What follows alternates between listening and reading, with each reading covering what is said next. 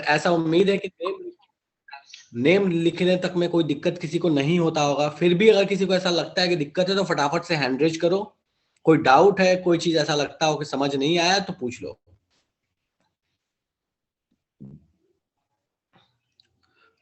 आदर्श बोल रहा है रिकॉल, क्या हो गया भाई, लास्ट क्लास में नहीं था आदर्श?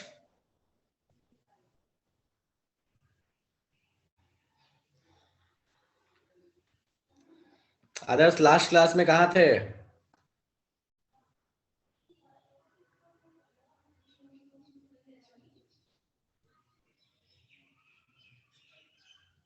चलो ठीक है, ठीक है, मैं एक बार फिर से करा देता हूँ, एक बार फिर से देख लीजिए। ठीक है, और फिर अपन आगे की बात करेंगे। ठीक है, मैं करा देता हूँ एक बार।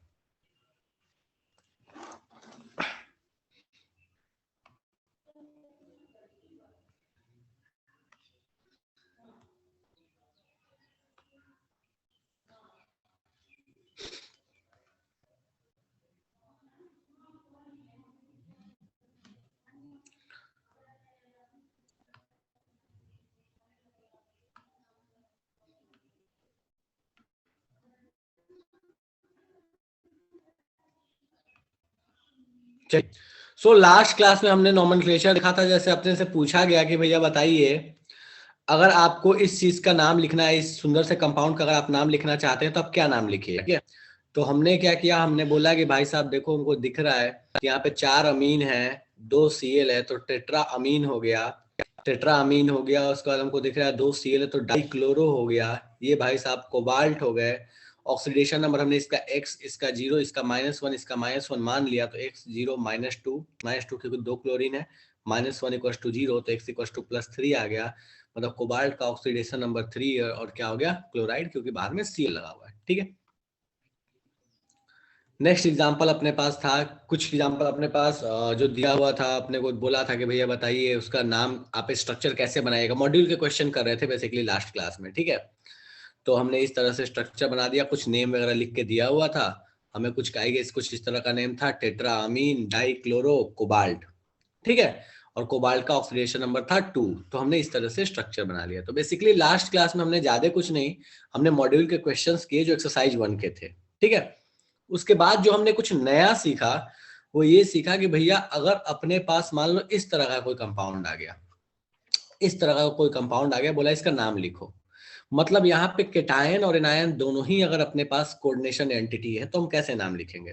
तो हमने दोनों का इंडिपेंडेंट नाम लिख लिया, दोनों को चिपका दिया।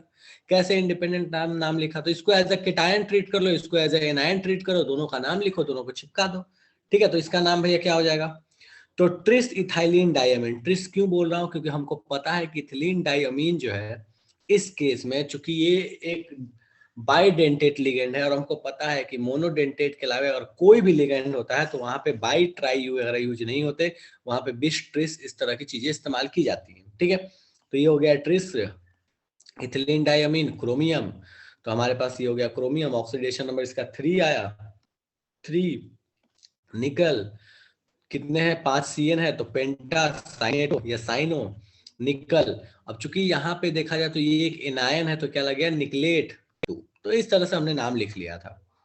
उसी तरीके से अगर अपने पास ये वाले वही नोट है आपके पास कि अगर आपके पास मल्टीडेंटेट, मल्टीडेंटेट का मतलब मोनोडेंटेट नहीं है, बाई ट्राई कोई भी हो, तो आप बेस ट्रेस टेट्रा किस इन सारी चीजों का इस्तेमाल कीजिएगा in comparison to, in place of bi tri या क्वाड या टेट्रा, इनके जगह पे आप यूज कीजिएगा इन सारे वर्ड्स का, जैसे ई एन हो गया, एडीटी हो गया, ओ एक्स हो गया, इनके लिए। अब अपने को बोला कि भाई साहब बताइए, एक क्वेश्चन है, तो मॉड्यूल का ही क्वेश्चन है जो हम लास्ट क्लास में सॉल्व कर रहे थे। ठीक है, तो मॉड्यूल का क्वेश्चन देखिएगा तो समझ में आ जाएगा, आसान सा क्वेश्चन है ये। नेक्स्ट बोलता है कि भैया बताइए इसमें नेम लिखिए, इसका लिखिए, इसका लिखिए। तो ये नेम लिख लिया बिल्कुल उसी पैटर्न पे, टेट्रामीन, टेट्रामीन निकल, निकल क्लोरोनिक्लेट, क्लोरोनिक्लेट सॉरी यहाँ पे मिसिंग है, टेट्रा क्लोरोनिक्लेट, काम खत्म। ठीक है, उसी तरीके से यहाँ पे अमीन है, कितने अच्छे, तो हेक्सामीन, आयरन, आयरन 3।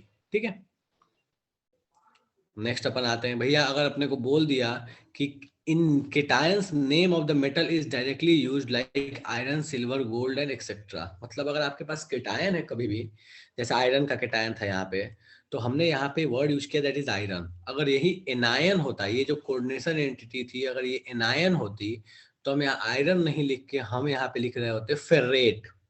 ठीक है, तो ये ध्यान रखने वाली चीज है कि अगर एनायन होता है तो अपने पास जो नेम लिखते हैं वो लैटिन नेम लिखते हैं, और लैटिन नेम में भी लैटिन नेम लिखते हैं, और लैटिन नेम में भी हम एक चीज जो ध्यान रखते हैं वो ये कि भैया एनायन है तो एट सफिक्स लगा के लिखेंगे। ठीक है, सो ये सारी कहानी हमने लास्ट क्लास में देख ली थी। उसके बाद हमने पढ़ा कि ब्रिज वाले में हम कैसे नेम लिखेंगे। तो ब्रिज वाले में बस करना ये है कि जो अपने पास लिगेंड है जो ब्रिज का काम कर रहा है उसके साथ क्या लगा देना है, म्यू लगा देना है। तो mu hydroxo mu amido, mu hydroxo mu amido लगा दिया, बाकी सारी एज इट इज कहानी लिख दी। आप एक बार इसको पढ़िएगा, समझ में आ जाएगा ये क्या चीज है। ठीक है, तो बस ब्रिज वाले में हमें यूज करना होता है म्यू, बाकी और कुछ नहीं है। स्लैश साथ में प्लस डैश भी लगाएंगे तो चलेगा, लेकिन स्लैश यूजुअली लगाया जाता है। नेक्स्ट अपने को बोलता है, जैसे ये ब्रिज वाला था, इसका नाम बोला लिखने के लिए, तो कैसे लिखा, तो म्यू हाइड्रोक्सो लिख लिया। बिस क्यों लगाया, क्योंकि ये जो ग्रुप है ये दोनों जगह सिमिलर है, तो हमने बोल दिया कि भैया ये चूंकि दो ग्रुप है, अलग अलग लिखने का मतलब नहीं बनता, इसलिए बिस पेंटामीन क्रोमियम 3 हो गया। उसके बाद इफेक्टिव एटॉमिक नंबर हम कैसे निकालते हैं, तो इफेक्टिव एटॉमिक नंबर का फॉर्मूला क्या है, atomic number minus oxidation number plus 2 into coordination number. किसके लिए निकालते हैं भैया, तो ये मेनली 3D एलिमेंट्स का 36 होता है जब वो स्टेबल कॉन्फ़िगरेशन देते हैं, तो मेनली 36 होता है। ये बिल्कुल ऑक्टेट रूल के जैसा ही है कि 8 हो गया तो ठीक है, बढ़िया है। 8 से कम भी कुछ केस में होते हैं, कुछ केस में 8 से ज्यादा भी होते हैं, बट 8 इज ओके ओके। वैसी कहानी यहाँ पे भी है कि 36 हो गया तो अच्छा है, कुछ कम है तो भी चलता है, कुछ ज्यादा है तो भी चलता है, but 36 is the preferable one. ठीक है, ऑक्टेट में हम ये पढ़ते थे कि अगर भैया पीरियड 1 वाले हैं तो डुप्लेट ही कंप्लीट करेंगे, उनकी कैपेसिटी ही नहीं है कि 8 लेके जाए। तो सेम कहानी यहाँ पे भी है कि भैया अगर आपके पास मान लीजिए जैसे एल्यूमिनियम हो गया, हमने देखा था ये एल्यूमिनियम हो गया, तो एल्यूमिनियम में कितना होगा, 18 ही होगा। तो पीरियड 2 वाले जो होंगे, पीरियड 3 वाले जो होंगे, ये सारे कहाँ तक रुक जाएंगे, 18 तक रुक जाएंगे। 2 वाले 3 वाले, क्योंकि इनकी कैपेसिटी नहीं है ना ज्यादा आगे जाने की। 2 वाले की तो कैपेसिटी 8 की ही है, 18 भी नहीं है। ठीक है, चलिए, तो ये अपने पास कहानी हो गया कि भैया इफेक्टिव एटॉमिक नंबर क्या होता है। मेनली ये डिफाइन जो है वो हम जो पढ़ते हैं अपने सिलेबस में, दैट इज 3D एलिमेंट्स के लिए। कि भैया 3D एलिमेंट्स के लिए हम कैसे निकालेंगे, atomic number minus oxidation number 2 into coordination number. अब यहाँ पे देखिए एटॉमिक नंबर है 26, आयरन का ऑक्सीडेशन नंबर है 2 प्लस 2, तो माइनस कर लिया 2। कितने कोऑर्डिनेशन नंबर हो गया 6, तो 6 इंटू 2 दैट इज 36। यहाँ पे बोला निकल का निकालिए, तो एटॉमिक नंबर 28, यहाँ पे भैया कोबाल्ट है 4, तो 4 इंटू 2 ऐड कर लिया दैट इज 36। तो इस तरीके से हमने सीख लिया लास्ट क्लास में किस तरीके से हम इफेक्टिव एटॉमिक नंबर निकालेंगे, और अगर ब्रिज वाले लिगेंड से तो नाम कैसे लिखेंगे। यहां तक में कोई दिक्कत है तो बता दीजिए फटाफट से।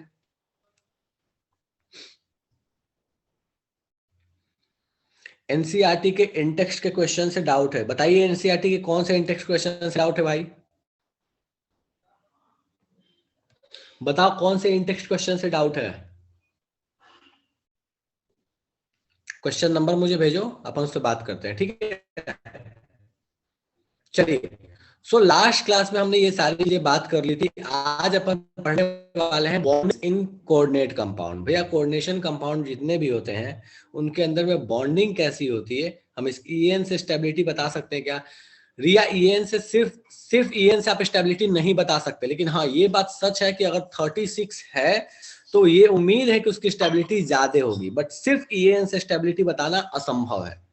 क्या आपको सिर्फ और सिर्फ कोई कंपाउंड दे दे, अगर आपसे पूछ दे कि बताओ ये पूरे स्टेबल है या नहीं है, अगर मान लो O2 दे दिया N2 दे दिया, बोला ज्यादा स्टेबल कौन है, तो आप बता सकते थे, नहीं बता सकते थे। ऑक्टेट दोनों में कंप्लीट है, तो बहुत सारे फैक्टर्स वहां डिपेंड करते हैं। लेकिन हाँ हमको ये पता है कि NO2 के कंपैरिजन में और सब ज्यादा स्टेबल होगा, क्योंकि NO2 में ऑक्टेट कंप्लीट नहीं है। सेम कहानी यहाँ है कि अगर EN36 है 3D वालों के लिए तो स्टेबल है, ठीक है, लेकिन सब बहुत सारे 36 वाले मिलेंगे, तो कौन कम है कौन ज्यादा है वो हम सीखते चलेंगे। ठीक है, तो EN सिर्फ एक फैक्टर है ऐसा नहीं है, हाँ एक फैक्टर हो सकता है, ये बात सही है।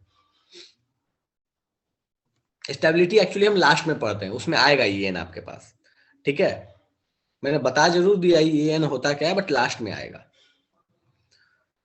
चलिए फटाफट से मैं फिर से शेयर करता हूं क्वेश्चन नंबर 9.2 का 6।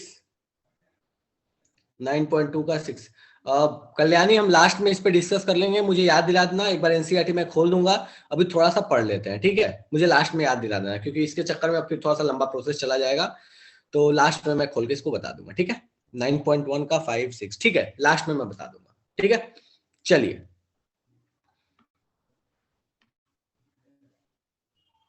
जस्ट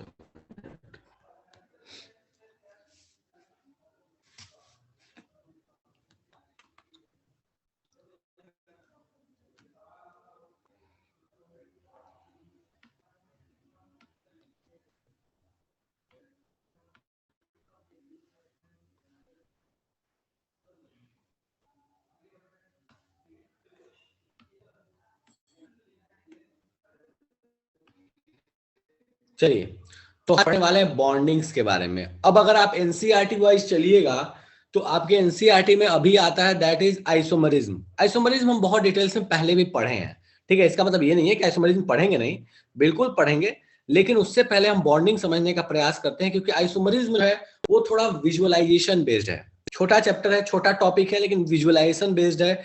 यहाँ पे भी आपके पास प्लेन ऑफ सिमेट्री, ये सारी चीजें आने वाली हैं, तो इसको लास्ट में हम कवर करेंगे। उससे पहले हम बॉन्डिंग समझने का प्रयास करते हैं कि कोऑर्डिनेशन कंपाउंड में बॉन्डिंग्स कैसी होती हैं, ठीक है? तो पहले बॉन्डिंग पढ़ेंगे, बाद में हम पढ़ेंगे आइसोमरिज्म, अगर एनसीईआरटी के सीक्वेंस के हिसाब से, इसलिए परेशान नहीं होना, ये मत सोचना कि आइसोमरिज्म मैंने बताया नहीं, लास्ट में पढ़ेंगे अपन, ठीक है? वही दोनों सेम है, स्ट्रक्चरल है, स्टीरियो है, और कुछ अलग नहीं है यहाँ पे, ठीक है? चलिए, सो भैया बॉन्डिंग पे अपन स्टार्ट करते हैं, और अपने जब बॉन्डिंग की बात करते हैं तो सबसे पहली चीज जो यहाँ पे आती है दैट इज वीबीटी। भैया वीबीटी जो बिल्कुल वही वीबीटी है, कुछ अलग नहीं है। तो यहाँ पे अपने पास आता है दैट इज वीबीटी। वीबीटी क्या होता है भैया? तो ये होता है वैलेंस बॉन्ड थ्योरी, मतलब सबसे बाहर वाले जो इलेक्ट्रॉन्स हैं वैलेंस बॉन्ड में, वो किस तरीके से बॉन्डिंग में पार्टिसिपेट करते हैं, उनका रोल क्या होता है, हम यही पढ़ने वाले हैं, ठीक है? तो अब यहाँ पे समझने का प्रयास करते हैं कि होता क्या है। कोऑर्डिनेशन कंपाउंड में कहता है कि अगर मान लीजिए आपके पास कोई एक सेंट्रल मेटल एटम है, कोई एक सेंट्रल एटम ले लेते हैं हम, मान लीजिए अपने पास ये, मान लीजिए अपने पास जिंक है, क्या लिख रहा हूं, मान लीजिए अपने पास जिंक +2 है, ठीक है? तो होता क्या है, ये बॉन्डिंग कैसे करता है? तो होता ये है कि अगर अपने पास कोई भी यहाँ पे लिगेंड आया, कोई भी लिगेंड, मान लो यहाँ पे OH माइनस आता है, तो ये OH माइनस करता क्या है कि अपना जो लोन पेयर है वो इसको डोनेट करता है और उससे बॉन्ड बनता है। तो यहाँ पे क्या कहता है वीबीटी? वीबीटी कहता है कि अगर आपने क्या किया, ये जो लोन पेयर डोनेट करने वाला जो लिगेंड है, अगर ये लिगेंड बहुत स्ट्रांग है, बहुत स्ट्रांग है, स्ट्रांग का मतलब क्या है, एकदम न्यूक्लियोफाइल से आप रिलेट कर लो कि बहुत स्ट्रांग अगर न्यूक्लियोफाइल है, तो वो जितना अंदर तक पेनिट्रेट कर पाना पॉसिबल है वो उतना अंदर तक पेनिट्रेट कर पाएगा, उतने अंदर तक इलेक्ट्रॉन्स को पेयर करा देगा। अब इसका क्या मतलब है समझने का प्रयास करते हैं, ठीक है? जैसे Zn+2 का मैं कॉन्फ़िगरेशन लिखता हूं, चलो भैया लिखते हैं। जिंक का एटॉमिक नंबर हुआ करता था 30, +2 हो गया तो ये किस में कन्वर्ट हो गया? 28 में, ठीक है?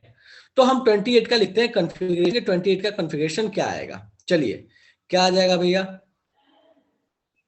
1s2 2s2 2p6 3s2 3p6 4s2 3d10। अब ये 4s2 तो रहा नहीं, ये तो 0 हो गया अपने पास, ठीक है?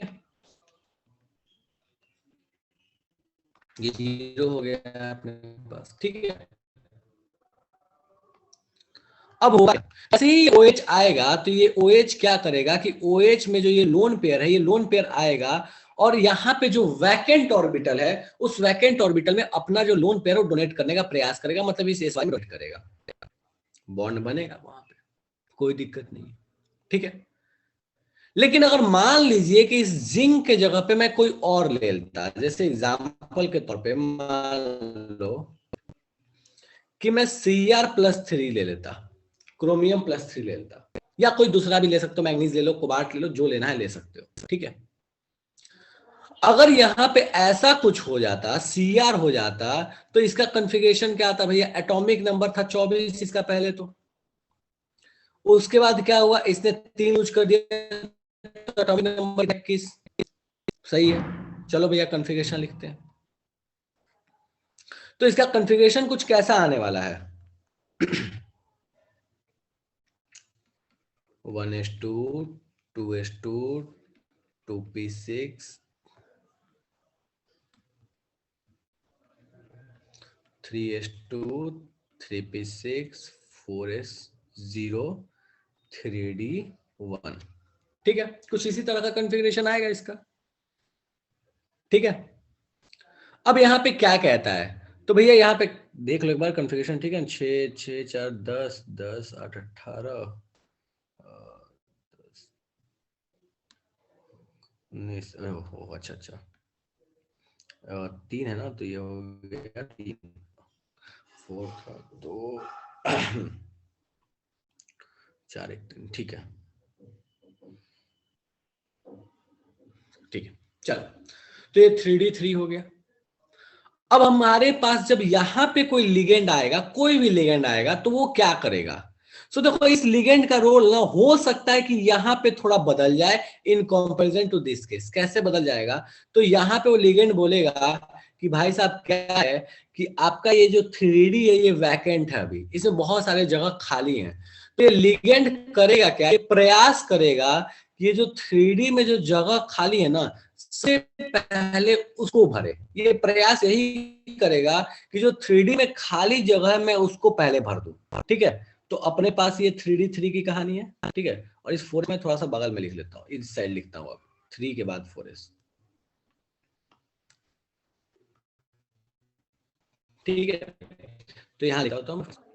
ठीक है, ये अपने पास 3D है, ये अपने पास 4s है। 3D में कितने इलेक्ट्रॉन है भैया अभी राइट नाउ? 3 है। ठीक है, तो ये जो लिगेंड आएगा ना, वो लिगेंड क्या करेगा? लिगेंड प्रयास करेगा कि भैया अगर संभव हुआ, अगर पॉसिबल है, प्रयास करेगा कि पहले इस अंदर वाले ऑर्बिटल्स जो वैकेंट है इसमें इलेक्ट्रॉन को रखे, और उसके बाद अगर इसमें इलेक्ट्रॉन को रख दिया, फिर ये प्रयास करेगा कि इस बाहर वाले ऑर्बिटल में इलेक्ट्रॉन को रखे, बाहर वाले के साथ ये कोऑर्डिनेट बॉन्ड बनाए। तो यहां पे पॉसिबिलिटी क्या बनी, ध्यान से सुनना। पॉसिबिलिटी ये बनी कि अगर डी पूरा भरा है, फर्क नहीं पड़ता, सिंपल एस वाले में इलेक्ट्रॉन आएगा, रखेगा, बॉन्ड बनेगा। लेकिन अगर डी आपका खाली है, तो ये पॉसिबिलिटी है कि पहले डी वाले में इलेक्ट्रॉन रखा है और फिर एस वाले में इलेक्ट्रॉन रखा है, सीधे सीधे ये एस वाले में इलेक्ट्रॉन रखाते हुए या पी वाले में आगे जो इलेक्ट्रॉन रखाते हुए कहानी आगे नहीं बढ़े। तो अब ये क्वेश्चन उठ के आता है कि भैया ऐसा कब होगा? हमको कब पता चलेगा कि लिगेंड डी में रखेगा कि सीधे एस और पी में आगे बढ़ते चला जाएगा? ये हमको कैसे पता चलेगा? तो इसको पता करने के लिए एक कहानी है और उसको बोलते हैं स्पेक्ट्रोकेमिकल सीरीज। स्पेक्ट्रोकेमिकल सीरीज क्या है? तो बताता है कि लिगेंड कितना स्ट्रांग है। अगर लिगेंड स्ट्रांग होगा तो वो अंदर पेनिट्रेट करके इलेक्ट्रॉन रखेगा, मतलब अंदर वाले 3D में इलेक्ट्रॉन को वो डाल देगा। लेकिन अगर लिगेंड वीक हुआ तो वो बस बाहर वाले ऑर्बिटल्स में, मतलब 4s में, 4p में, 4d में अपना इलेक्ट्रॉन रखेगा। और यहीं से ये थ्योरी जनरेट होती है, that is valence bond theory. तो वैलेंस बॉन्ड थ्योरी क्या कहता है? वैलेंस बॉन्ड थ्योरी कहता है कि अगर इलेक्ट्रॉन जो है, जो आने वाला लिगेंड है, उसके पास अगर बहुत ज्यादा एनर्जी है, बहुत स्ट्रांग है, तो वो क्या करेगा? अंदर वाले डी में अपने इलेक्ट्रॉन को रख सकता है। हो सकता है कि वो रखने के लिए कहीं इसको पेयरिंग भी करा दे, डिपेंड ऑन द केस है। जरूरत पड़ा तो पेयरिंग भी करा सकता है, लेकिन अंदर वाले डी में इलेक्ट्रॉन को रखेगा। अगर वो लिगेंड वीक है तो फिर वो बाहर वाले एस, पी और डी में ही कंटिन्यूअस रखते चला जाएगा, उसका अंदर वाले डी से कोई लेना देना नहीं होगा। मतलब उसको 3D से कोई मतलब नहीं होगा, उसको सिर्फ 4s, 4p और 4d से मतलब होगा। और जब हम केमिकल बॉन्डिंग पढ़ते थे तो याद करो, वहां पे हम जब हाइब्रिडाइजेशन लिखते थे तो वहां पे एसपीडी सिर्फ बाहर वाले को लेते थे, अंदर वाले को कभी कंसीडर नहीं करते थे। यहाँ पे कहानी बदल जाती है, यहाँ पे अंदर वाला 3D भी कंसीडर होगा, लेकिन तभी होगा जब ये लिगेंड बहुत ताकतवर होगा, बहुत स्ट्रांग होगा। अगर लिगेंड वीक हो गया तो ऐसा कुछ होने वाला नहीं है। तो हम फटाफट से इसके लिए पॉइंट बना के लिख लेते हैं।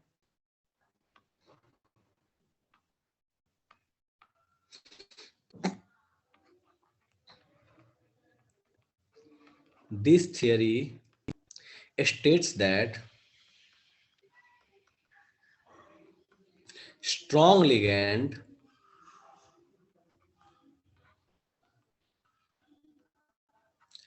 can keep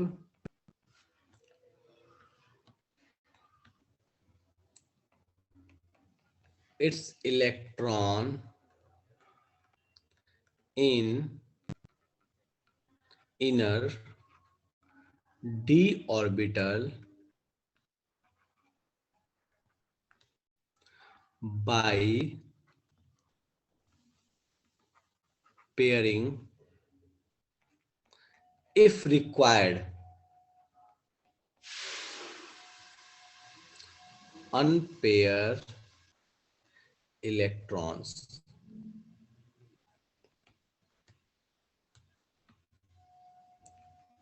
in 3D orbital. हम आराम से पढ़ेंगे देखते हुए इसके सारे एग्जांपल कैसे बनने वाले हैं, ठीक है। अब सवाल उठता है कि भैया ये स्ट्रॉन्ग लिगेंड कैसे डिसाइड हुआ, कैसे डिसाइड हुआ स्ट्रॉन्ग लिगेंड। तो स्ट्रेंथ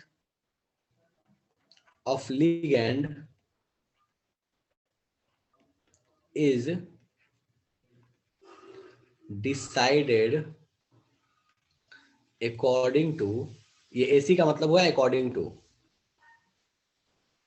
लिख देता हूं मैं पूरा, अकॉर्डिंग टू स्पेक्ट्रोकेमिकल सीरीज, ठीक है। अब अगर मान लो कि इलेक्ट्रॉन उसने अंदर में रखा है तो अंदर का डी भी पार्टिसिपेट कर रहा है, बाहर का एस और पी पार्टिसिपेट कर रहा है, तो उस केस में दो तरह के कंपाउंड पॉसिबल है, दो तरह की कहानी पॉसिबल है। अब वो दो कहानी हम एक एक करके आराम से बात करेंगे। Due to this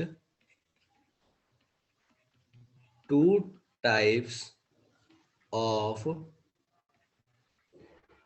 bondings are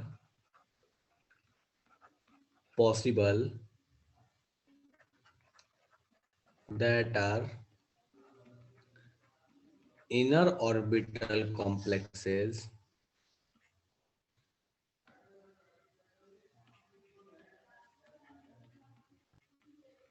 and outer orbital complexes।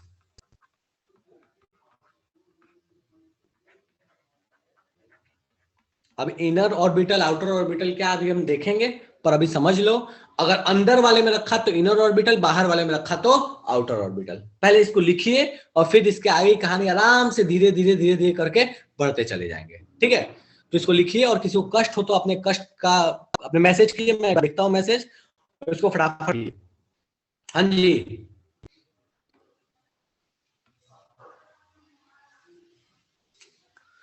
पीछे वाले स्लाइड को लिखने की जरूरत नहीं है दिव्यांशु, ठीक है। यहां से सीधे लिखना स्टार्ट कीजिए, बीबीटी हेडिंग डालिए और लिखना शुरू कीजिए, bonding in coordination, BBT heading डालिए और लिखना शुरू कीजिए।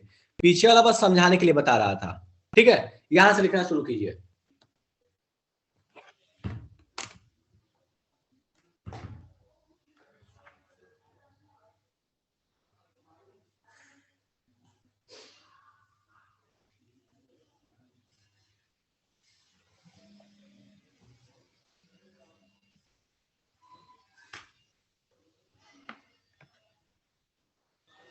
यहां से लिखना शुरू कीजिए। पीछे वाले में क्या है नहीं, उससे आपको कोई लेना देना नहीं है, फटाफट से लिखिए।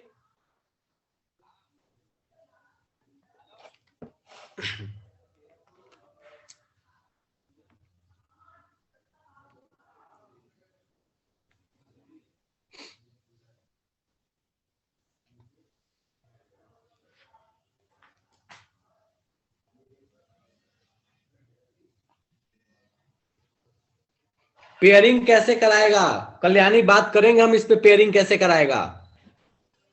अभी तो कहानी शुरू हुई है, बस आराम से टाइम दो, देखते जाओ धीरे धीरे करके।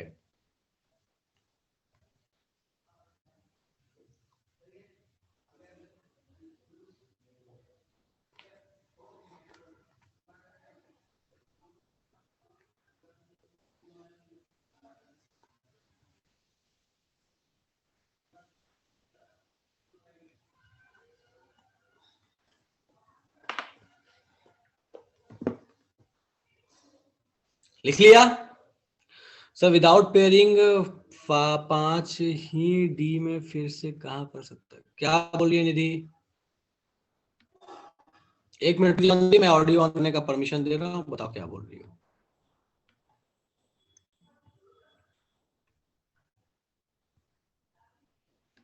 हाँ निधि बोलो। सर मतलब डी में 5 ही और फिर वो एस में कर सकता है, मतलब एक एक ही सब में। और डी में अगर 5 हो और एस में कर सकता है, निधि अगर स्ट्रांग होगा तो डी वाले को पहले पेयर कराएगा, अंदर में इलेक्ट्रॉन रखेगा, फिर बाहर में आएगा। बात करेंगे हम ऐसे एग्जांपल में, बात करेंगे कि जब डी में 5 हो, डी में 6 हो, डी में 3 हो, सारे केसेस पे बात करेंगे धीरे धीरे करके, ठीक है? Yes sir. हाँ चलिए, तो उम्मीद है कि यहां तक आप लिख लिए होंगे सारे लोग। बढ़िया, ठीक है। तो अब अपन बात कर लेते हैं पहले थोड़ा सा स्ट्रेंथ ऑफ लिगेंड पे, जो कि स्पेक्ट्रोकेमिकल सीरीज की बात हमने की, और फिर अपन धीरे धीरे करके इन एग्जांपल्स पे बात करेंगे कि भैया ये एग्जांपल्स कैसे हैं, ठीक है? तो भैया अपन बात कर लेते हैं स्पेक्ट्रोकेमिकल सीरीज के लिए।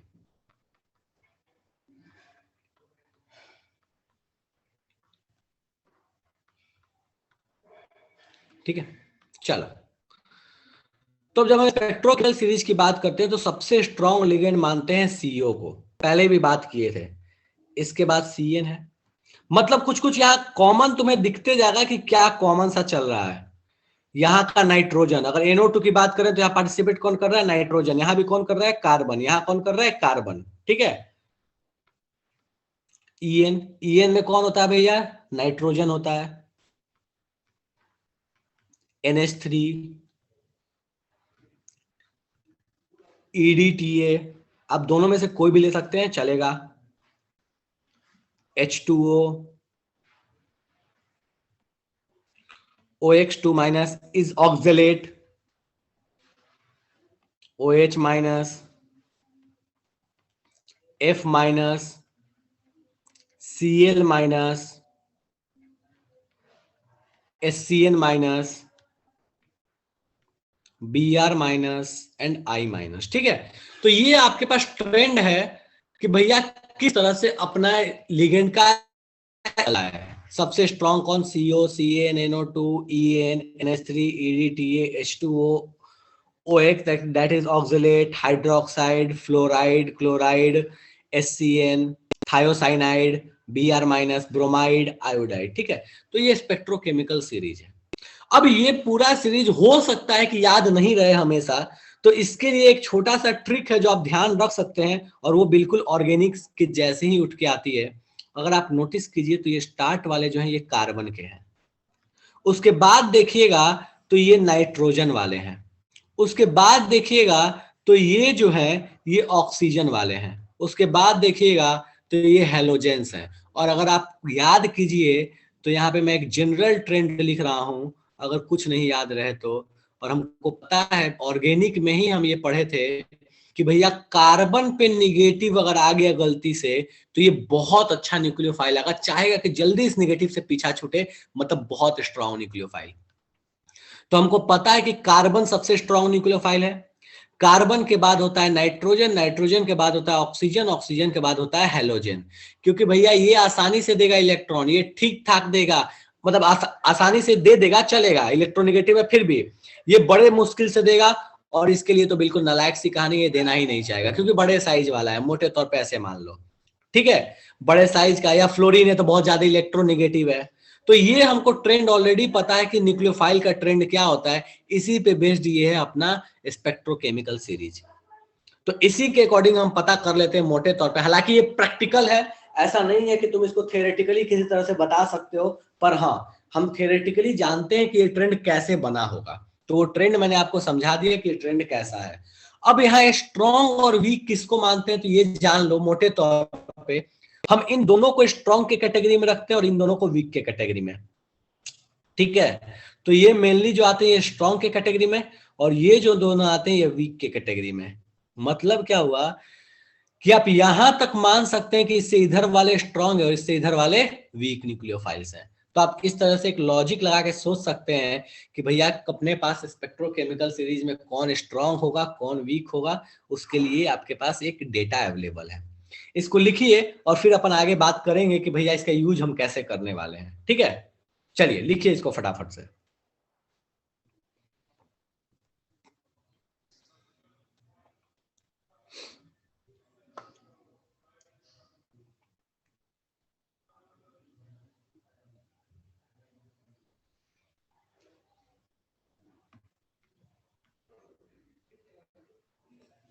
ओके, मैं अभी मैसेज खोल रहा हूँ। ठीक है, तो मैं देखता हूँ स्पेक्ट्रोकेमिकल सीरीज क्या है। स्पेक्ट्रोकेमिकल सीरीज का मतलब होता है वो सीरीज जो हमें लिगेंड्स का स्ट्रेंथ बताता है। ठीक है, अगर सीएन और एनसी हुआ तो सीएन ज्यादा स्ट्रांग होगा, ऑर्गेनिक वाला लॉजिक लगाएंगे। बिल्कुल शिवम, सीएन और एनसी हुआ तो सीएन ज्यादा स्ट्रांग होगा, बिकॉज कार्बन पे जो अगर नेगेटिव है वो अच्छा लिगेंड है, अच्छा वहां पे न्यूक्लियोफाइल है। ठीक है, इसका मतलब अनुष्का बोलिए, इसका मतलब यही है कि स्ट्रॉन्ग लिगेंड हमेशा डी ऑर्बिटल में पेयर इलेक्ट्रॉन बनाना चाहेगा, अगर जरूरी तभी अनपेयर इलेक्ट्रॉन बनाएगा। हाँ बिल्कुल, मतलब अनुष्का ये कह सकते हो कि स्ट्रॉन्ग लिगेंड प्रयास हमेशा करेगा कि डी में अंदर घुस के वो इलेक्ट्रॉन दे, अंदर वाले में दे। बस इतने ही न्यूक्लियोफाइल है, सिद्धांत पूछ रहा है। सिद्धांत अपने काम के बस इतने ही हैं। इस स्लाइड में क्या बोले एक बार बता दीजिए, नेटवर्क इशू था। इस स्लाइड में बस मैं यही बोल रहा था कि जो यहाँ स्पेक्ट्रोकेमिकल सीरीज का जो ट्रेंड है ये बिल्कुल न्यूक्लियोफाइल के जैसा ही है। इसके वजह से D2sp3 टाइप का कॉन्फ़िगरेशन होगा। बिल्कुल वैष्णवी, इसके वजह से D2sp3 या DsP2 दोनों ही बनेंगे। और यही वो DsP2 है जिसको देख के आप केमिकल बॉन्डिंग में रोना गाना मचाया करते थे। अभी हम पढ़ने वाले हैं उसके बारे में। ठीक है,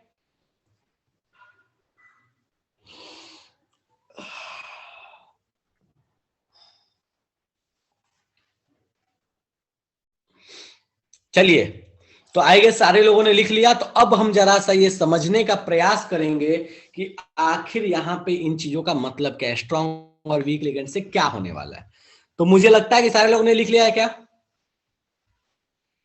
सारे लोगों ने लिख लिया इसको या अभी भी किसी का बाकी है?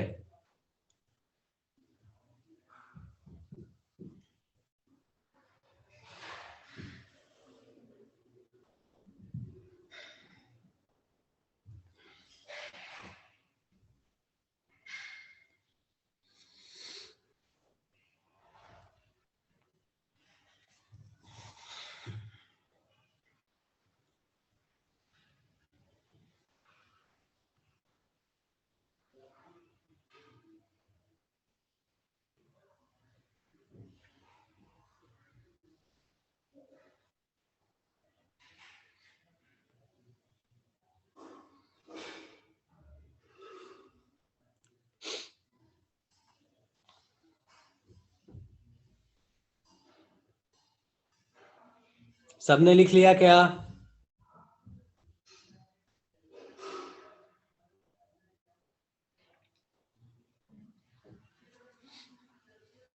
चलिए बढ़िया, ठीक है। तो अब हम देखते हैं कि भैया इससे क्या फर्क पड़ने वाला है, ये कहानी हमको कहां लेके जा रही है, ये क्या कहना चाहता है। ठीक है, तो हम समझने का प्रयास करते हैं। ठीक है, तो मैं एक आसान सा कोई कंपाउंड लेता हूं, कोई एक कोऑर्डिनेशन कंपाउंड, जितना आप लोगों ने पढ़ा उसमें से कोई सिंपल सा कोऑर्डिनेशन कंपाउंड आपके चॉइस से मैं पूछ रहा हूं। आप मुझे बता दीजिए कि कौन से कंपाउंड का एग्जांपल लें और उसको समझने का प्रयास करें। क्या हम सबसे पहला वाला एग्जांपल ले लें जो हमने स्टार्ट में बिल्कुल पढ़ा था? कोबाल्ट का एक एग्जांपल हम पढ़ा करते थे, वो एग्जांपल लेके चल सकते हैं क्या?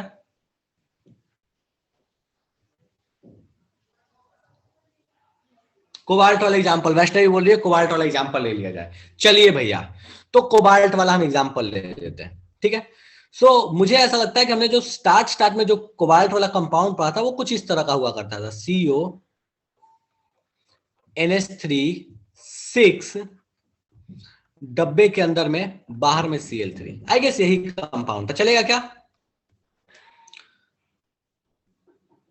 ठीक है, चलो। तो आनंद बोल रहा है कि ट्राई इथिनाइल डाई अमीन क्रोमियम 3 पेंटाक्लोराइड निकलेट ले लेते। अरे आनंद बाबू, इसको भी ले लेंगे यार, क्या ही है। चलो पहले इसको लेके समझ लेते हैं थोड़ा आसान भाषा में। ठीक है, तो इस कंपाउंड में हम क्या करते हैं, हम समझने का प्रयास करते हैं कि आखिर अमोनिया ने किस तरह से बॉन्डिंग की होगी। चलिए तो हम इसको समझने का जरा सा प्रयास करते हैं, आप लोग मेरी मदद करते चलिएगा कि भैया किस तरह से ये करने वाले हैं। ठीक है, चलिए। तो सबसे पहले हम इसका ऑक्सीडेशन नंबर निकालेंगे, और हम सीख चुके हैं इसका ऑक्सीडेशन नंबर +3 आता है। कोई ऐसा जिसको यहाँ पे कष्ट है तो मुझे बता दो कि हमको +3 निकालने अभी नहीं आया, समझ नहीं आया कि +3 कैसे आता है। कोई ऐसा है जिसको +3 में दिक्कत हो कि भैया कोबाल्ट +3 कैसे आया, समझ नहीं आया आपने को? नहीं है, ठीक है। चलिए अब जरा हम कोबाल्ट के कॉन्फ़िगरेशन की बात करते हैं। तो CO+3 अपने पास है। CO+3 जब अपने को बोल रहे हैं तो हमें एक चीज तो पता है कि भैया अगर ये CO+3 है तो इसका इसमें टोटल नंबर ऑफ इलेक्ट्रॉन्स अभी कितने होंगे CO+3 में? तो भैया कोबाल्ट का एटॉमिक नंबर कितना होता है? 27। चलो भैया 3 उसमें से निकल गया तो इसमें बचे हुए कितने इलेक्ट्रॉन है? दैट इज 24 इलेक्ट्रॉन है। कॉन्फ़िगरेशन लिख लेते हैं एक बार इसका, ठीक है? तो हम फटाफट से इसका कॉन्फ़िगरेशन लिख लेते हैं। चलिए 2 2s2 2p6 3s2 3p6 4s0 and 3d। अब यहाँ पे 3d में भैया कितने आ जाएगा? तो 24 है, तो ये कितना आ गया अपने पास? 10 और 8 18 18 हो चुके हैं अपने पास, तो यहाँ कितना आ जाएगा? 6 आ जाएगा। 3d 6। किसी को इस इलेक्ट्रॉनिक कॉन्फ़िगरेशन में कष्ट है तो मुझे बता दो भैया हमको इस इलेक्ट्रॉनिक कॉन्फ़िगरेशन में ही कष्ट है, हमको समझ नहीं आया इलेक्ट्रॉनिक कॉन्फ़िगरेशन कैसे लिखा गया है। डन है, बढ़िया। अब यहां पे देखिए हम रोल समझने का प्रयास करेंगे अमोनिया का क्या होने वाला है। तो देखो अमोनिया यहां क्या करेगा, तो मैं इस लास्ट वालों को ना मिटाता हूं और इनको डब्बा बना बना के लिख लेता हूं, ठीक है? तो चलिए पहले हम लिखने वाले 3D का डब्बा। तो पहले 3D का डब्बा बना लेते हैं, कोई दिक्कत नहीं है अपने को, ठीक है?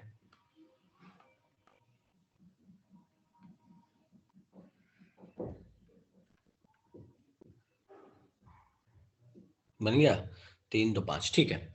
और फिर हम ये S वाला डब्बा बना लेते हैं, और फिर अपने को ये P वाला डब्बा बना लेते हैं। इसको पोलियो मार दिया, अच्छा रुक जाओ 1 मिनट, ठीक है? चलो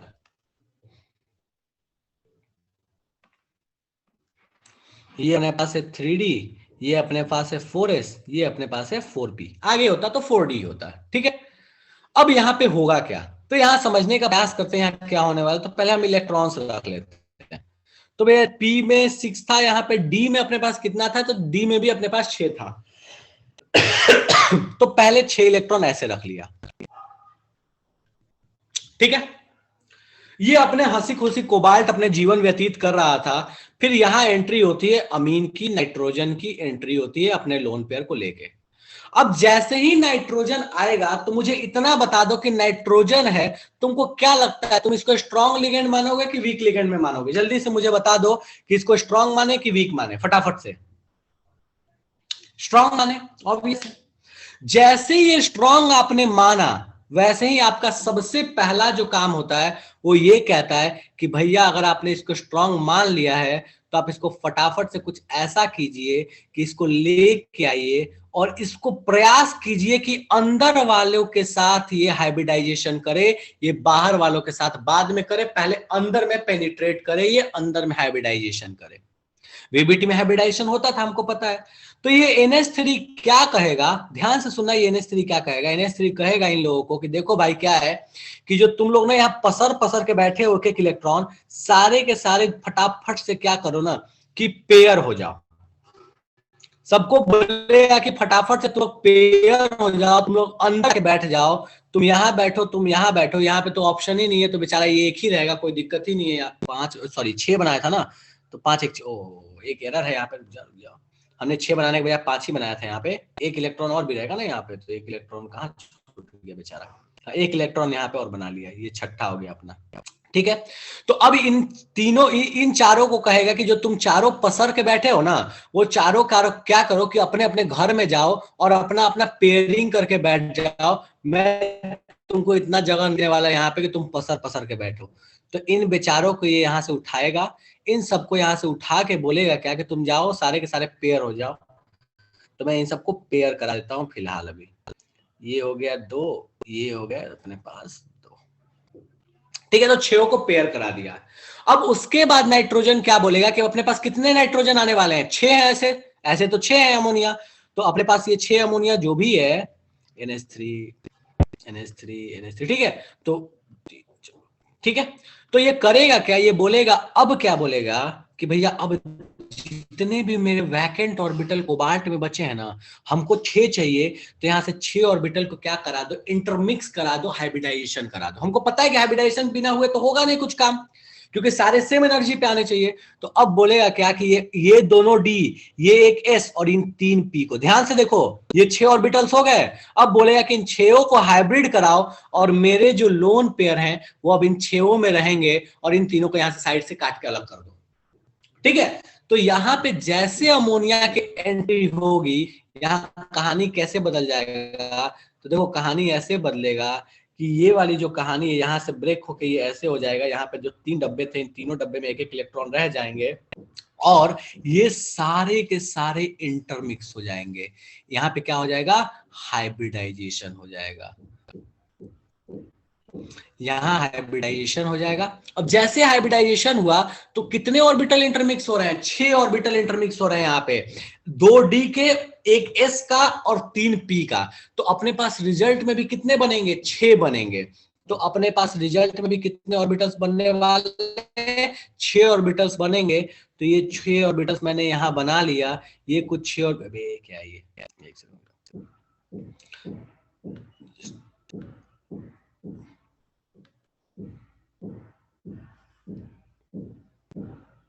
ठीक है। तो रिजल्ट में भी अपने पास कितने ऑर्बिटल बन गए, 6 ऑर्बिटल बन गए, ठीक है। अब ये जो 6 ऑर्बिटल्स हैं, इन 6 ऑर्बिटल्स को मैं पहले बना लेता हूं, 1 2 3 4 5 6, 6 बन गए। अब इन 6 का नाम क्या होगा, बोलेगा निकल, ये कोबाल्ट बोलेगा कि मेरा एक अंदर का तुम डी यूज किए थे, बाहर का एस और बाहर का पी यूज किए थे, तो भैया इसका नाम कैसे रखोगे। तो पहले अंदर के 2 डी यूज हुए हैं, फिर एस यूज हुआ है, फिर 3 पी यूज हुए हैं। तो भाई इतना तो कष्ट करो कि भाई आपका जो नाम है वो नाम कुछ इस तरीके से दो कि अंदर के 2 डी यूज हुए तो D2, फिर क्या यूज हुआ एस, और फिर क्या हुआ 3 पी, तो इसका हाइब्रिडाइजेशन क्या हो जाए, 3 पी, तो इसका हाइब्रिडाइजेशन क्या हो गया, D2sp3।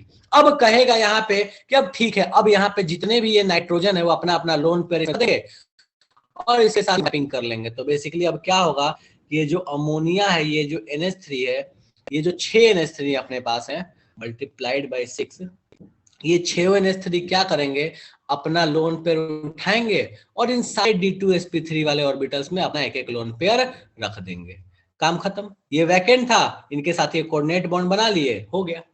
तो यही कहता क्या है अपना VBT, कहता है कि हाइब्रिडाइजेशन जो है ना, अगर स्ट्रॉन्ग वाला आया तो पहले अंदर वाले को क्या करेगा, वो पेयर कराएगा और फिर जो बचा उसका यूज करके हाइब्रिडाइजेशन करेगा। लेकिन अगर यही बेचारा कमजोर लिगेंड होता तो उसको कोबाल्ट बता, भाग यहां से, तू मेरा अंदर वाला ऑर्बिटल कहां से यूज कर लेगा, जो करना है तू बाहर में कर, अंदर वाला यूज करने का परमिशन नहीं देगा। तो अगर वीक होता तो अंदर वाला यूज नहीं होता। मतलब मान लो, अभी रुक जाओ, मान लो कि मैं सारा कुछ सेम ले लूं, बस एक कहानी बदल दूं, और यहां पे मान लो कि मैं जो कंपाउंड ले रहा हूं वो ये ले रहा हूं COCl6 और इस पे मान लो 3- है, सेम कहानी है, इसका ऑक्सीडेशन नंबर +3 है, चेक करके देख लो, ठीक है। तो अब मैं इसका इलेक्ट्रॉनिक कॉन्फ़िगरेशन लिखने का प्रयास करता हूं, इसका इलेक्ट्रॉनिक कॉन्फ़िगरेशन क्या आएगा। तो अब तो आप सीख चुके हो कि इसका क्या आने वाला है, that is 1s2 2s2 2p6 3s2 3p6 4s0 and 3d में 6। अब ये 3d में जो 6 है मैं इसको बनाता हूं, तो ये मैं 4s0 को मैं बाद में लिखूंगा, हमें पता है कि भैया 4s बाद में आता है, 3d पहले आता है, अगर हम ऑर्बिट्स के अकॉर्डिंग करें तो, ठीक है। तो 3d इसके बाद ये 4s 0 है और 4p भी मान लो यहाँ 0 है, 4d भी 0 है, ठीक है। तो चलो भैया 3d बनाते हैं अपन। तो ये हमने डब्बा लिया, डब्बा में 6 इलेक्ट्रॉन हमको रखना था, तो हम रखेंगे अभी 6 इलेक्ट्रॉन, ठीक है। चलो, तो हमने डब्बा ले लिया, डब्बे में हमने रख दिया 6 इलेक्ट्रॉन, ये s ले लिया 1 का डब्बा, ये p ले लिया यहाँ पे 3 का डब्बा, और यहाँ d ले लिया, यहाँ d ले लिया, d, ये जो d है इस d को मैं यहाँ नीचे बना ले रहा हूँ, इस डी को मैं थोड़ा नीचे बना रहा हूँ, जगह कम है अपने पास तो थोड़ा सा अबे तुम मिट जस्ट में ठीक क्या हो गया।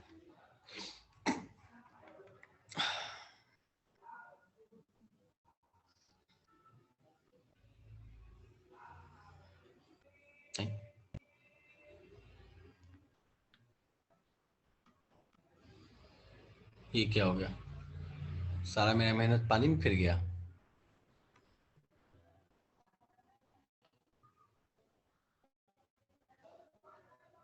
एक मिनट रुक जाओ, ये पता नहीं कुछ तो हो गया, सारा हैंग वैंग करके सब बर्बाद हो गया।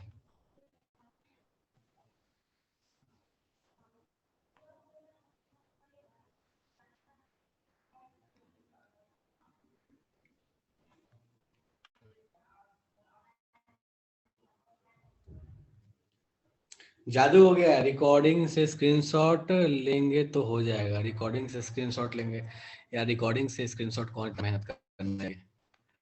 रुक जाओ देखता हूँ मैं क्या ही हुआ। सब बर्बाद हो गया। चलो ठीक है, मैं फिर से कर देता हूँ, ध्यान दो यहाँ पे।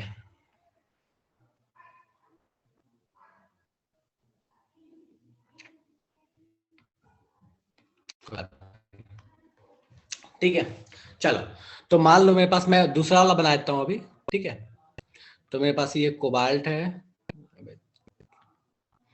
मेरे पास कोबाल्ट है, हमने यहाँ लिया Cl थ्राइस लिया, Cl6 लिया, Cl6 लिया हमने, इसके ऊपर दे दिया 3-। यहाँ पे दिख रहा है हमको कि इसका ऑक्सीडेशन नंबर जो 3 आ जाएगा, निकाल के देख लो। ठीक है, चलो भैया इसका कॉन्फ़िगरेशन हम लिख रहे थे, तो इसका कॉन्फ़िगरेशन मैं सीधे अब डी वाला लिखता हूँ कि D6 आने वाला है, 3D6 4S0 और उसके बाद क्या आएगा 4P0 4D0। ठीक है, यही कहानी हमको रहने वाली, हमको पता है यहाँ पे कोई ऐसा अलग तो होने वाला नहीं है। ठीक है, तो चलिए यहाँ पे हमने बना लिया, ये 6 के लिए डब्बा बना लेते हैं। ठीक है, ये 4S के लिए एक डब्बा बना लेते हैं, ये 4P के लिए 3 डब्बा बना लेते हैं और ये 4D के लिए 5 डब्बा बना लेते हैं। ठीक है, चलिए तो यहाँ होगा क्या, यहाँ होगा कुछ ऐसा कि यहाँ पे जो ये Cl आएगा, पहले इलेक्ट्रॉन्स को फिल कर लिया जाए, 6 इलेक्ट्रॉन, तो यहाँ 1 2 ये 3D है। अब जैसे Cl आएगा Cl-, तो Cl- के आने पे क्या होगा, जब कोबाल्ट को कहेगा कि भाई देखो कोबाल्ट क्या है कि तुम थोड़ा मेरे को जगह दे दो, अंदर वाला अपना जो इलेक्ट्रॉन है उसको पेयर कर लो, कोबाल्ट बोलेगा भाग यहाँ से, स्पेक्ट्रोकेमिकल सीरीज में एक तो नीचे आता है तो तेज बनता है मेरे सामने के। ठीक है, तो भैया ये हमको पता है कि यहाँ पे जो पेयरिंग अंदर में होने वाली, यहाँ होने की कोई संभावना नहीं है। क्यों? क्योंकि एक वीक लिगेंड है और वीक लिगेंड है 6 है, तो इसकी वजह से जो पेयरिंग होगी वो 6 तो चाहिए आपको ऑर्बिटल, क्योंकि 6 ऑर्बिटल रहेगा तभी 6 कोऑर्डिनेट बॉन्ड बनेगा।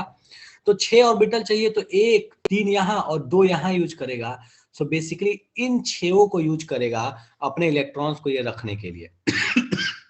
जब इन 6 को यूज करेगा तो इन 6 से जो अपने को मिलेंगे, ये जो 6 ऑर्बिटल्स मिलेंगे, ये 6 ऑर्बिटल्स का अब नाम बदल जाएगा और ये वाले जो 6 ऑर्बिटल्स हैं जिससे जो ये मिले हैं, इससे जो नाम बदला हुआ है, इन 6 ऑर्बिटल का नाम हो जाएगा अब से, जो कि हम पहले DsP2 D2sp3 हुआ था, अब की बार कहानी बदल के क्या हो जाएगा, तो पहले S है, फिर 3P है और फिर बाद में 2D है, तो इसका नाम क्या हो जाएगा, sp3d2 हो जाएगा। तो बस यही कहानी है अपने पास कि अगर लिगेंड स्ट्रांग रहा तो अंदर वाले को ठूस ठूस के अंदर पेयर करा देगा, और लिगेंड अगर वीक रहा तो अंदर वाले डी को कुछ नहीं कर सकता, वो बाहर वाले एसपीडी जो भी हैं उनके साथ बॉन्ड बना के बेचारा खुश हो जाएगा। सो यही है लिगेंड की कहानी कि कब अंदर में पेयर कराएगा और कब बाहर वालों के साथ बॉन्ड बनाएगा। अब अंदर में पेयर कराएगा तो उससे क्या क्या फर्क पड़ेगा, बाहर में रहेगा तो उससे क्या फर्क पड़ेगा, हम एक एक करके बात करते चलेंगे। ठीक है, चलो मैं पिछला वाला केस भी यहाँ बगल में बना देता हूं, ताकि आपने, आई गेस उम्मीद है कि आपने लिखा तो नहीं होगा, तो इसलिए मैं यहाँ बना दे रहा हूँ इसको, CONH3 6 और यहाँ पे है +3। अब मैं Cl नहीं ले रहा, ठीक है, जरूरत नहीं है, अब हमको समझ में आ गया कि Cl लो ना लो उससे कोई लेना नहीं है, यहाँ Cl लगाते तो भी। ठीक है, CO का कॉन्फ़िगरेशन क्या था, तो हमको पता था कि ये 3D6 आ रहा था, ये 4S0 आ रहा था, ये 4P0 था और ये 4D भी क्या था, 0 था। ठीक है, अब अपने पास ये क्या हुआ, तो भैया यहाँ पे हुआ ये कि डी में 6 थे, तो पहले हम यहाँ 6 भर लेते हैं।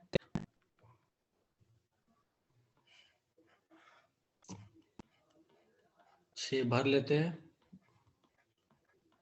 ये 4s खाली डब्बा है, ये 4p के भी 3 खाली डब्बे हैं, और ये 4d के भी 5 जो हैं ये खाली डब्बे हैं। ठीक है, अब होगा क्या कि जैसे यहाँ पे अपने पास NH3 की एंट्री होती, यहाँ पे जैसे NH3 की एंट्री होती, NH3 की एंट्री होती जो कि ये 6 है, तो ये कहता है इसको कि भैया तुम तो पहले पेयर हो जाओ, तुम सारे अंदर में सेटल हो जाओ, मैं तो अंदर वाले से लेके पेनिट्रेट करके यूज करूंगा।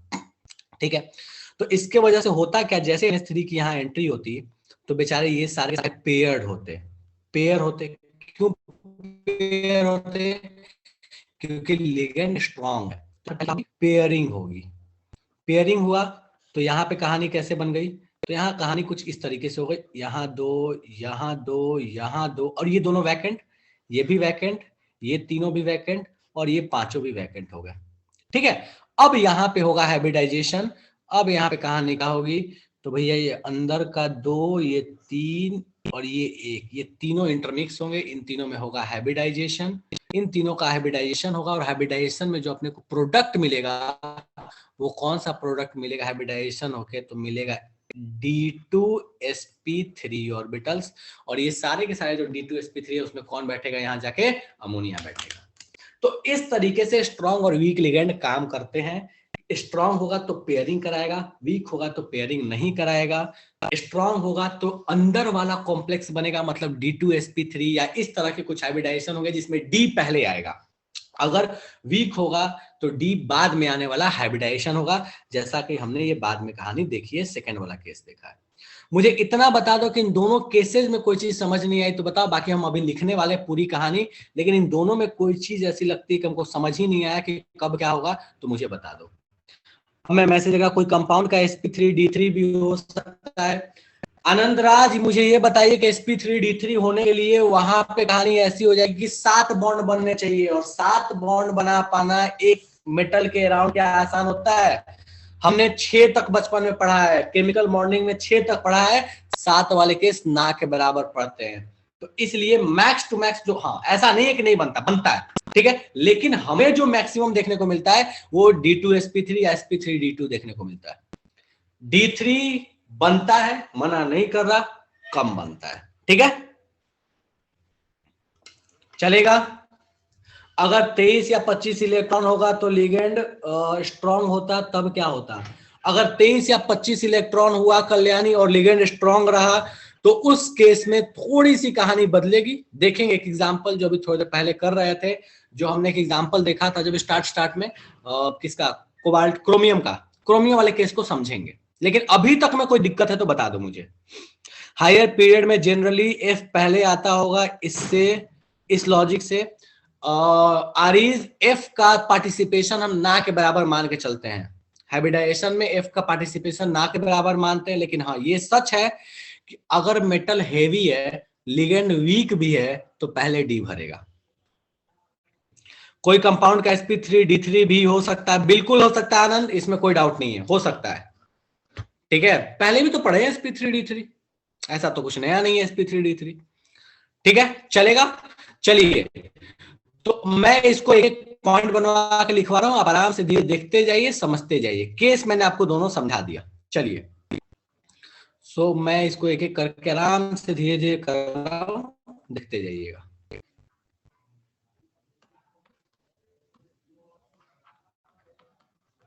Strong ligand, week ligand,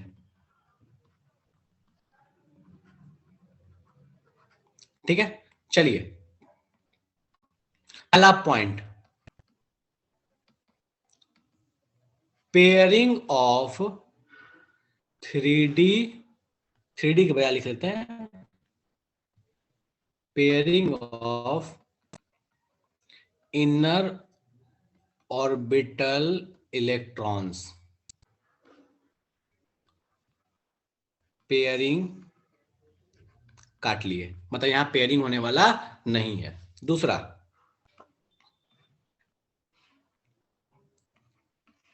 hybridisation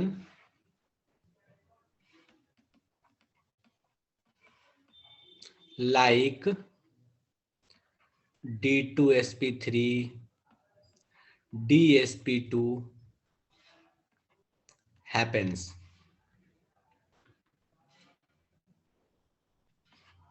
यहां पे ये दोनों होते हैं, यहां पे कौन से होंगे? hybridization like sp3d2 sp3, इस तरह का होगा यहां पे। इसको बोलते हैं inner orbital complexes. Inner orbital complexes, चूंकि अंदर वाला डी पार्टिसिपेट कर रहा है, इसको बोलते हैं आउटर ऑर्बिटल कॉम्प्लेक्सेस।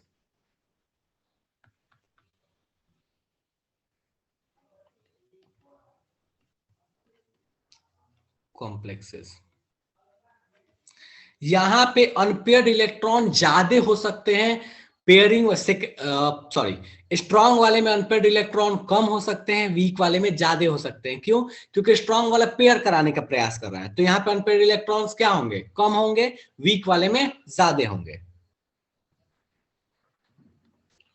मोर unpaired electrons, less unpaired electrons. ओहो उल्टा लिख दिया ना फिर से बोल कर।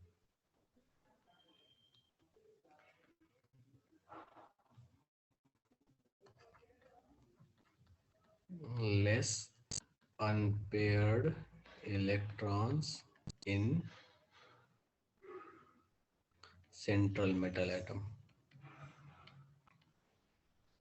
more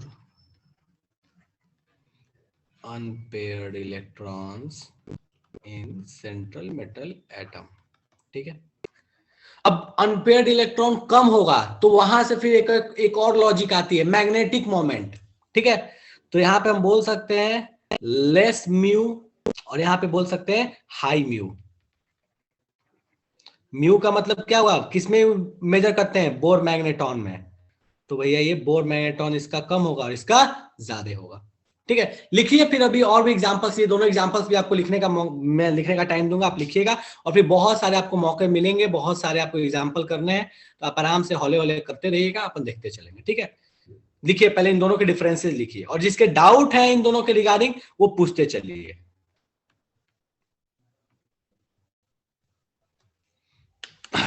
थर्ड पॉइंट एक बार फिर से समझा दूं। इनर ऑर्बिटल कॉम्प्लेक्स का मतलब होता है रिया कि अंदर वाला अगर ऑर्बिटल पार्टिसिपेट कर रहा है कॉम्प्लेक्स बनाने में तो इनर ऑर्बिटल मतलब 3D पार्टिसिपेट करेगा, दैट इज इनर।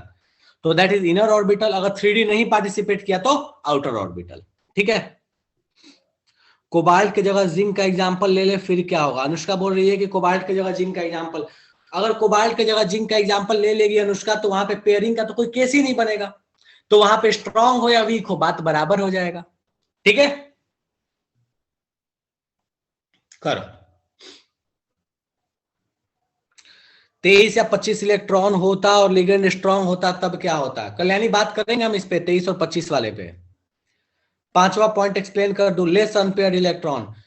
अगर पेयरिंग हो रही है अंदर में, मुझे ये बात बताओ, अभी कोबाल्ट वाले एग्जांपल को देखो, अमोनिया वाले केस में सारे के सारे इलेक्ट्रॉन्स पेयर्ड हैं, लेकिन सीएल वाले केस में पेयर्ड नहीं है। ठीक है, तो अगर स्ट्रॉन्ग लिगेंड रहा तो पेयरिंग अंदर में हो जाएगी इलेक्ट्रॉन्स की, अनपेयर्ड कम बचेंगे, वीक रहा तो अनपेयर्ड ज्यादा बचेंगे। ठीक है,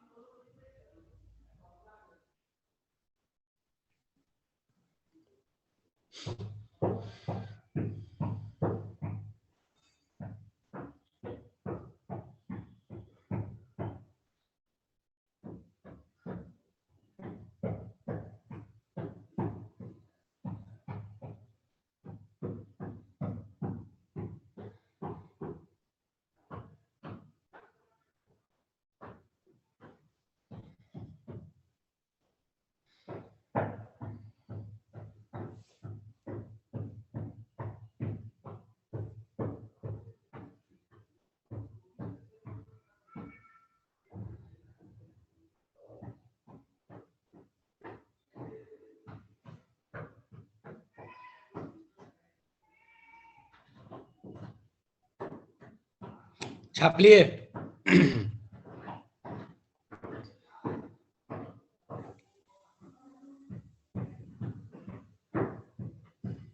चलिए बढ़िया, ठीक है। चलिए अब कुछ एग्जाम्पल करते हैं। पहले इन दोनों को छापिए, फिर हम एक एक करके एग्जाम्पल करेंगे। यहां लिख लीजिएगा स्ट्रॉन्ग लिगैंड।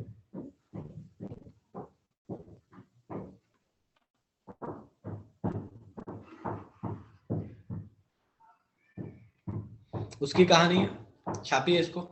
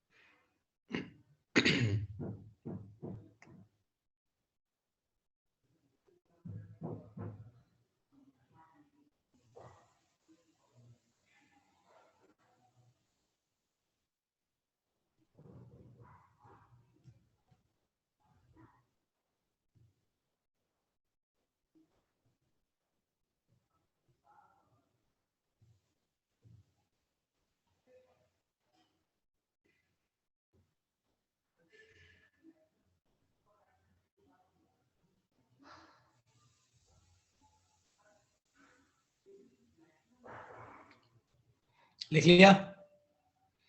नोट डाउन कर लिया इसको? बढ़िया। इसमें लिख लीजिएगा वीक लिगैंड।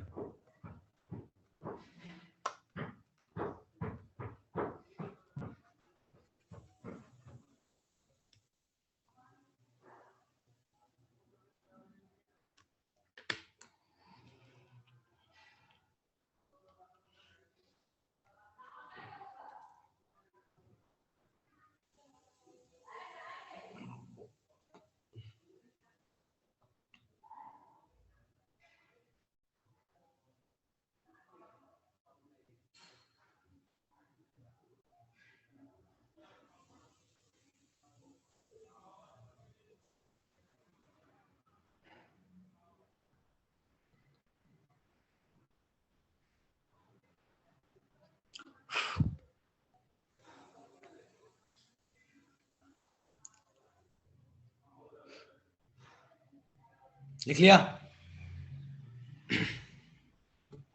चलिए बढ़िया,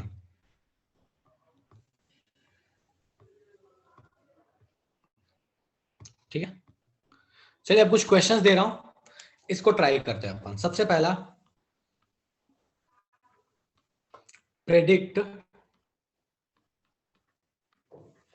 hybridization of following metals। Obvious है, मेटल्स का हाइब्रिडाइजेशन निकालिएगा, सेंट्रल मेटल एटम जो होगा। सबसे पहले है Fe(F6), थोड़ा सा इसको ब्रैकेट में सही करता हूं।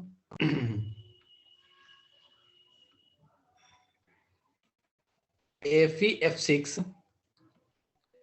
3-, ठीक है। इसका हाइब्रिडाइजेशन बताइए, इसका हाइब्रिडाइजेशन क्या होगा, और फिर उसके बाद हम पता करेंगे कि इसमें अनपेयर्ड इलेक्ट्रॉन्स कितने हैं। तो पहले हाइब्रिडाइजेशन का बताइए, क्या लगता है आपको इसका हाइब्रिडाइजेशन क्या होना चाहिए?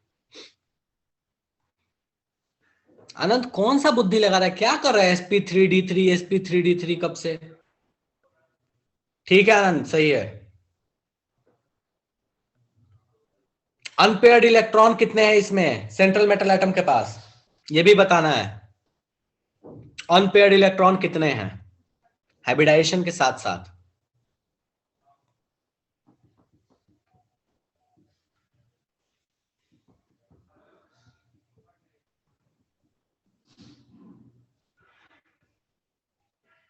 पहले सोचिए, सॉल्व कीजिए, बताइए, हवा में मत बात कीजिएगा।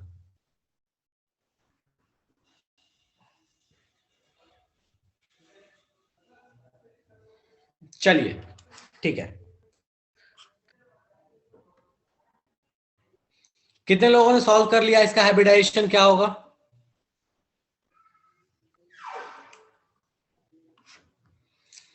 ओके, ऑक्टाहेड्रल होगा। ऑक्टाहेड्रल तो ज्योमेट्री हो गया ना रिया, हाइब्रिडाइजेशन क्या होगा, 6 है तो ऑक्टाहेड्रल तो होगा ही होगा। वैष्णवी ठीक है, चलो ठीक है। तो अब देखते हैं इसका हाइब्रिडाइजेशन क्या रहने वाला है। ठीक है, चलिए भाई शुरू करते हैं कहानी से। Fe में पहले से कितने इलेक्ट्रॉन थे भैया, तो पहले यहाँ ऑक्सीडेशन नंबर देखो तो ये +3 है, चेक करके देख सकते हो +3 आएगा, x मानो -6 -3 x +3 आ जाएगा। कोई ऐसा भी एक है जिसको ऑक्सीडेशन नंबर +3 में दिक्कत है, कोई ऐसा इसको लगता है कि ऑक्सीडेशन नंबर +3 कैसा है, ये हमको भेजे में नहीं गया, बाकी तो बात ही छोड़ दो। डन है, बढ़िया, ठीक है। चलिए अब हम प्रयास करते हैं इसका कॉन्फ़िगरेशन लिखने का, एकदम आराम से, कोई जल्दी नहीं है यार, आराम से चलेंगे। हमको पता है कि भैया इसका एटॉमिक नंबर था 26, 3 इलेक्ट्रॉन इसमें से जा चुके हैं, तो बचे कितने भाई साहब के पास, 23 बचे हुए हैं। ठीक है, चलो पहले इसका कॉन्फ़िगरेशन लिख लेते हैं, इसका कॉन्फ़िगरेशन क्या आएगा। तो इसका कॉन्फ़िगरेशन में लिखा 1s2 2s2 2p6 3s2 3p6। अब तो याद हो गया है ये कहानी की 4s0, और ये 3D में कितना आएगा 5। कोई दिक्कत है इसमें, नहीं है, 3D 5 हो गया। अब मुझे ये बताओ कि मैं अब इसके लिए डब्बा बना लेता हूं, देखो सोचो इसको, मैं s को अब बाद में लिखूंगा, हमेशा हमको पता है कि भैया 4s तो 3D के बाद ही लिखाएगा। अगर ऑर्बिट वाइज बात करें तो एनर्जी वाइज लिखते हैं हम 3D पहले, 3D से पहले उसको, ठीक है। तो 3D उसके बाद 4s उसके बाद 4p उसके बाद 4d।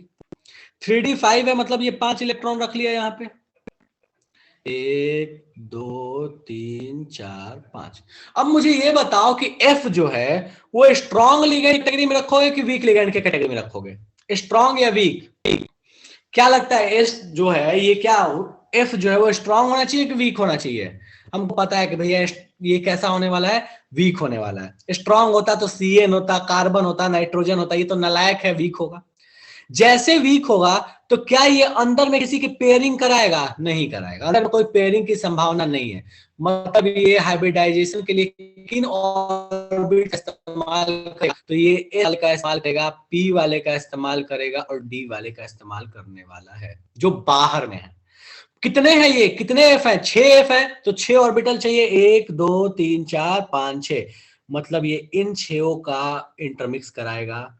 ये जो बाहर में जो बैठे हुए 6 हैं इनको इंटरमिक्स कराएगा, तो अपने को हाइब्रिडाइजेशन क्या हो जाएगा, तो एक S 3p और 2d हो जाएगा, हाइब्रिडाइजेशन हो जाएगा sp3d2। डन है क्या, मुझे ये बता दो कि इसमें कोई कष्ट है किसी को। अब यहां से तुमको ज्योमेट्री बोलेगा तो तुमको पता है कि भैया 6 वाले केस में तो हमको बचपन से याद है कि 6 वाले केस में ज्योमेट्री क्या बनता है, तो ऑक्टाहेड्रल बनता है, ऑक्टाहेड्रल बनता है, हमको पता है। पूछ दिया कि अनपेयर्ड इलेक्ट्रॉन्स कितने होंगे, तो यहां से हम अनपेयर्ड इलेक्ट्रॉन्स भी बता पा रहे हैं कि अनपेयर्ड इलेक्ट्रॉन कितना है, यहाँ पे पांचों के पांचों अनपेयर्ड है, तो अनपेयर्ड इलेक्ट्रॉन कितना हो जाएगा, 5 हो जाएगा। मुझे ये बता दो, मैं अभी वेट कर रहा हूं, किसी को लगता है कि इसमें कोई भी चीज ऐसी है जादू हो गई तो पूछ लो, एक भी पॉइंट अगर लगता है कि जादू हो गया, क्योंकि अगर ये समझ नहीं आया तो आगे नहीं समझ में आएगा। पांडे डन है क्या, अभिषेक पांडे, अनुष्का डन है,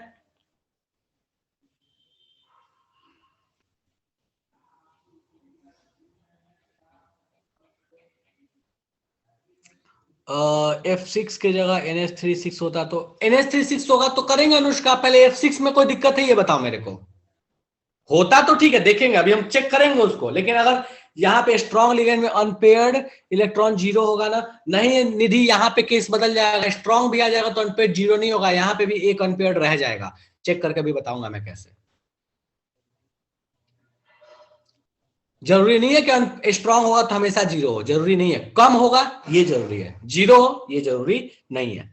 इसमें किसी को दिक्कत है तो मुझे बता दो, नहीं है चलो, तो ये आपका घर का काम है, इसको पता कीजिएगा और आपको बताना है इसकी कहानी कि इसमें क्या होने वाला है। FeCN6 3- आपको बताना है इसका हाइब्रिडाइजेशन क्या होगा, इसकी ज्योमेट्री क्या होगा, अनपेयर्ड इलेक्ट्रॉन्स कितने होंगे, ये आपको करना है। आप आराम से सोचिए, मैं हिंट कर देता हूं यहाँ पे कहानी क्या होने वाली है। अभी जस्ट लिखा था Fe का कॉन्फ़िगरेशन, ये क्या आया था, तो अगर पूरी कहानी छोड़ दूं मैं यहां लिखूं तो ये था 3D5 4S0 4P0 4D0। भैया हमको पता है 3D5 का मतलब एक डब्बा लिया, इस डब्बे में हमको 5 इलेक्ट्रॉन्स रख दिया है। 1 2 सॉरी क्या कर दिया मैंने, हाँ ये डब्बा है, एक बन गया, यहाँ पे 5 इलेक्ट्रॉन्स रख दिया। अब मुझे ये बताओ कि Cn स्ट्रॉन्ग है तो इन्हीं का यूज करेगा, पहले इनको पेयर कराएगा, पहले पेयर कराएगा। जैसे बाबू पेयर कराएगा तो ये 5 जो है ये पेयर कैसे होंगे, मजबूरी यहां समझो, यहाँ 5 के साथ मजबूरी क्या है, एक डब्बे में आएगा 2, एक डब्बे में आएगा 2 और एक डब्बे में आएगा 1। ठीक है, तो यहां पेयर कराने के बाद कितने ऑर्बिटल यूज हो चुके हैं, 3 यूज हो चुके हैं। मतलब अब जो Cn है वो किसका यूज करेगा, अंदर वाले D का, बाहर वाले एक S का, और यहाँ पे P जो है वो 2 का यूज कर लेगा। हाइब्रिडाइजेशन क्या हो जाएगा, DsP2 हो जाएगा, और यहाँ पे एक अनपेयर्ड अभी भी रह जाएगा। तो इसका मतलब यहाँ पे अनपेयर्ड एक, ज्योमेट्री को पता ही है कि ऑक्टाहेड्रल, क्या ही होमवर्क, और ये हाइब्रिडाइजेशन क्या हो जाएगा, DsP2 हो जाएगा। मुझे बता दो इसमें कटे, किसी को आराम से घर पे जाकर ट्राई करना है, इसको लिखना, लेकिन मुझे बता दो कि ये समझ नहीं आया तो। सॉरी D2 लिख, सॉरी D2 भूल गया, और D2 हाँ ठीक है, माय बैड। डन है क्या, ये डन है, क्या लगता है ये सही है, ये हो जाएगा नहीं होगा, मुझे ये बता दो। एक बार ज्योमेट्री वाला बता दूं आनंद कुमार, ज्योमेट्री क्या होता है, अगर 6 बॉन्ड बनते हैं तो ऑक्टाहेड्रल, 4 बॉन्ड बनता है तो टेट्राहेड्रल। 4 का एक स्पेशल केस है, वो बात की बात है, बाद में देखेंगे। 6 है ना, अगर कोऑर्डिनेशन नंबर 6 तो आंख बंद करके ऑक्टाहेड्रल, सिंपल, डन है। 6 कोऑर्डिनेशन नंबर मतलब ऑक्टाहेड्रल, सोचने की जरूरत ही नहीं है। कोई दिक्कत इसमें नहीं है, चलिए ठीक है। तो मैं ग्रुप में मैं डाल दूंगा, नोट्स भी डाल दूंगा, आपका अपलोड कर दूंगा। बाकी कहीं लगता है कि कोई कष्ट है तो बता दो मुझे, समझ नहीं आया तो बता देना मुझे, डन है। चलिए ठीक है, बाकी अगले क्लास में और भी सारे इसके एग्जाम्पल देखेंगे, और भी सारे एग्जाम्पल देखेंगे, ठीक है। चलिए बढ़िया, okay bye bye, Tata. P2 कैसे हुआ, कल्याणी, अंदर का 2 यूज हुआ D, एक S यूज हुआ, तो क्या P यूज होगा, कितने यूज होंगे, सॉरी यार P3, my bad, P3, P2 नहीं P3, क्या ही बोल रहा हूं मैं, P2 लिख दिया था क्या, P3 तो लिखा है, P2 कहां लिखा है, वो पहले लिख दिया था DsP2, P3 लिखा है बेटा, P2 नहीं लिखा है, भावना में बह के मैंने DsP2 लिखा था, D2sP3 ही होता है, SP2 नहीं होगा ना। चलो ठीक है, बाय बाय। ओह एनसीईआरटी का क्वेश्चन, क्यों D2 होना चाहिए निधि, हाँ D2 वो ठीक है, D2sp, हाँ D2sp3 ठीक है चलेगा, वही बोल रहा हूं D2sp3, DsP2 नहीं, D2sp3।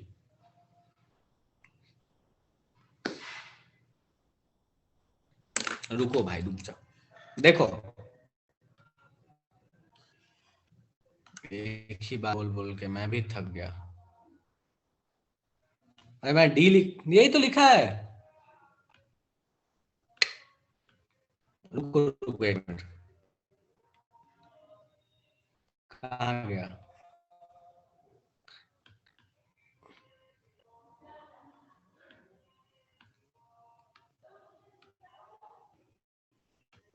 ये तो लिखा है, ओह अच्छा यहाँ लिख दिया, ओहो ठीक ठीक ठीक, यहाँ तो वही लिखा था, वहां लिख दिया था, रुक जा एक मैं चेंज करता हूँ, D2sp3 ठीक है, यहाँ लिखा था D2sp, या ये D2sp3 ठीक है, चलो हाँ वो अंदर में लिख दिया था D, ठीक है चलो ठीक है, तो सभा समाप्त करते हैं, अगले क्लास में और भी एग्जांपल्स करेंगे, बाय बाय।